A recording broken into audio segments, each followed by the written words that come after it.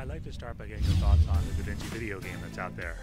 What DaVinci video? There's a mobile video game that they've got. Oh, the iOS game, yeah. I haven't played it because, would you believe, it is not downloadable in the UK. So I can't put it on my phone. This is The Apprentice.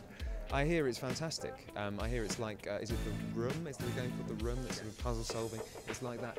I want to play it, but my phone's not compatible, so I can't. So what about the app that they came out with that delves further into the world? Deal. Can't have it in the UK. But it is, I did play with it when I was in the Starz office, and I think that idea of a second screen, I'm back and forth on the idea. I think it's great if you do it the second time you've watched the show. The first time, so much goes on in our show that you need to maybe concentrate on what's happening and then pull it back afterwards. And then use it the second time through. But it's certainly an ambitious and brave new way of dealing with television watching. Well, but David Goyer knows a thing or two about video games, having worked on Call of Duty. What would you like to see if there was a full-on video game based on DaVinci? Well, I think the show's a quest show. That's what's fantastic about it. So it lends itself to that sort of Tomb Raider-esque, solving puzzles, solving mysteries, Uncharted, that kind of thing, where you are actually, particularly in the second season, exploring South American jungles and solving Incan puzzles, and that's kind of where we're going in season 2.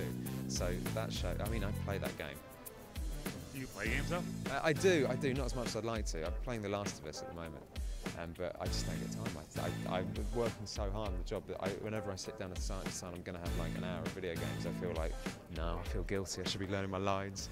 But you wouldn't if you had your own game, right? You'd be part of work. It'd be research. I'd have to do it. Yeah.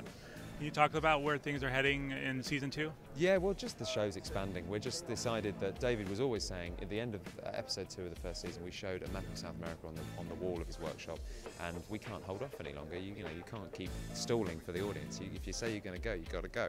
So we're certainly expanding Leonardo's world, and all the other characters around his world will have a sort of a proportional expansion of their own worlds. What are some of the inventions? I saw the flying machine was in one of the photos they released. Yeah, well, that glider's sort of a key part of who Leonardo is, and the idea that he wants to fly. But this season we're going to see the submarine, which is a very cool bit of kit. I don't know if it's seaworthy. I probably wouldn't take it in the ocean with me, our version, but it was certainly cool to get in it, and it's sort of half and half, and I loved it, yeah.